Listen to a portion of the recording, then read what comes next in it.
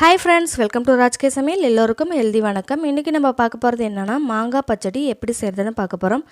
அதுக்கு முன்னாடி இந்த சேனலை ஃபர்ஸ்ட் டைம் பார்க்குறீங்கன்னா சப்ஸ்கிரைப் பண்ணிக்கோங்க, பக்கத்துல இருக்க பெல் ஐகானை கிளிக் பண்ணிக்கோங்க. அப்பதான் அடுத்தடுத்த வீடியோ போடுறது உங்களுக்கு நோட்டிஃபிகேஷன்ல வரும். வாங்க இந்த மாங்காய் பச்சடி எப்படி செய்யறதுன்னு பார்க்கலாம். சம்மர் டைம்னால மாங்காய் வந்து உங்களுக்கு நிறையவே கிடைக்கும். அதை வச்சு வீட்லயே பச்சடி செஞ்சு பாருங்க, ரொம்ப டேஸ்டா இருக்கும். ட்ரை பண்ணி பாருங்க. அதுக்கு ஃபஸ்ட்டு மீடியம் சைஸில் 2 மாங்காய் எடுத்து வச்சுருக்கேன். நீங்கள் பழத்தில் கூட செய்யலாம், மாம்பழத்தில் கூட செய்யலாம். ஆனால் இந்த மாதிரி மாங்காயில் செய்யும்போது டேஸ்ட் இன்னும் எடுத்து கொடுக்கும். ட்ரை பண்ணி பாருங்கள். இது ரெண்டையும் நல்லா கழுவிட்டு இதை பொடி பொடியாக கட் பண்ணி எடுத்து வச்சுக்கிறேன்.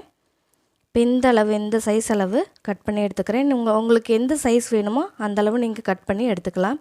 இந்த மாதிரி பொடி பொடியாக கட் பண்ணி செய்யும்போது ரொம்ப டேஸ்ட்டு எடுத்து கொடுக்கும். இப்போ ஒரு கடாயை சூடு பண்ணிவிட்டு அதில் தேவையான அளவு எண்ணெய் விட்டுக்கிறேன். நீங்கள் நல்லெண்ணெய் யூஸ் பண்ணால் கூட ரொம்ப டேஸ்ட்டாக இருக்கும். ட்ரை பண்ணி பாருங்கள். எண்ணெய் காஞ்சதும் கடுகு, கடலை பருப்பு, உளுத்தம் பருப்பு இதெல்லாம் சேர்த்து நல்லா பொரிச்சு எடுத்துக்க போகிறேன். இந்த மாதிரி நல்லா பொரிஞ்ச பிறகு 2 பச்சை மிளகாய், 1 காஞ்ச மிளகாய் இதை வந்து சேர்த்துக்கிறேன். அது கூடவே ஒரு கொத்து கருவேப்பிலை சேர்த்துக்கிறேன். இதை நல்லா ஃப்ரை பண்ணிவிட்டு நம்ம பொடி பொடியாக கட் பண்ணி வச்சோம் இல்லைங்களா, அந்த மாங்காயை இதோட சேர்த்துக்கலாம். ரொம்ப டேஸ்ட்டாக இருக்கும். ட்ரை பண்ணி பாருங்கள். இப்போ இதெல்லாம் ஒரு வாட்டி நல்லா கலந்து விட்டுக்கிறேன். நீங்கள் இதுக்கு வந்து தண்ணி வந்து கம்மியாகவே யூஸ் பண்ணலாம். ஏன்னா மாங்காயில் வந்து நம்ம க்ளோஸ் பண்ணி வேக வைக்கும்போது அதுலேயே தண்ணி வந்து நிறைய இருக்கும்.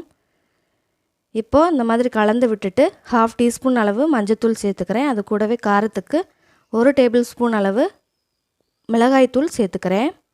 இப்போ இதெல்லாம் நல்லா ஒரு வாட்டி கலந்து விட்டுக்கலாம். இது கலந்த பிறகு தேவையான அளவு உப்பு சேர்த்துக்கோங்க. உப்பு வந்து ரொம்ப கம்மியாகவே சேருங்க. ஏன்னா நம்ம வெல்லம் சேர்க்க போகிறோம் இல்லைங்களா இனிப்புக்கு, அதனால உப்பு லைட்டாகவே சேர்த்துக்கோங்க, ரொம்ப சேர்த்துறாதீங்க. இப்போ இதை நல்லா கலந்த பிறகு ஒரு டம்ளர் அளவு தண்ணி ஊற்றி சேர்த்துக்கோங்க.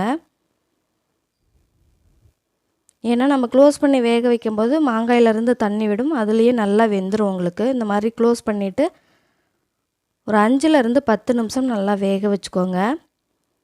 வெந்தளவு நல்லா வெந்து வரணும். பார்த்தாவே உங்களுக்கு தெரியுது பார்த்தீங்களா, நல்லா வெந்திருக்கு. இது கரண்டி வச்சு லைட்டாக மசிச்சு விட்டுக்கோங்க. நீங்கள் மாம்பழத்தில் செய்யும்போது இந்த மாதிரி மசிக்க தேவையில்லை, அதுவே நல்லா வெந்து வந்துடும். மாங்காயினால் இந்த மாதிரி லைட்டாக மசிச்சு விட்டுக்கோங்க. இப்போ இதுக்கு உங்களுக்கு இனிப்பு எந்தளவு தேவைப்படுதோ அந்தளவு வெல்லம் சேர்த்துக்கோங்க.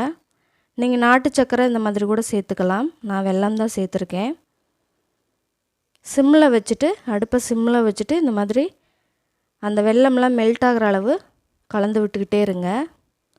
அவ்வளோதான். இந்த அளவு நல்லா கலந்த பிறகு இந்த மாதிரி கரண்டியில் எடுத்து பாருங்கள், ரொம்ப ஜூஸியாக இருக்கும், ரொம்ப டேஸ்ட்டாக இருக்கும். ட்ரை பண்ணி பாருங்கள். அவ்வளோதான், நம்ம மாங்காய் பச்சடி ரெடி ஆயிருச்சு. இந்த டிஷ் உங்களுக்கு பிடிச்சிருந்ததுன்னா லைக் பண்ணுங்கள், ஷேர் பண்ணுங்கள், கமெண்ட் பண்ணுங்கள். இந்த சேனலில் ஃபஸ்ட் டைம் பார்க்குறீங்கன்னா சப்ஸ்கிரைப் பண்ணிக்கோங்க, பக்கத்தில் இருக்க பெல் ஐகானை கிளிக் பண்ணிக்கோங்க.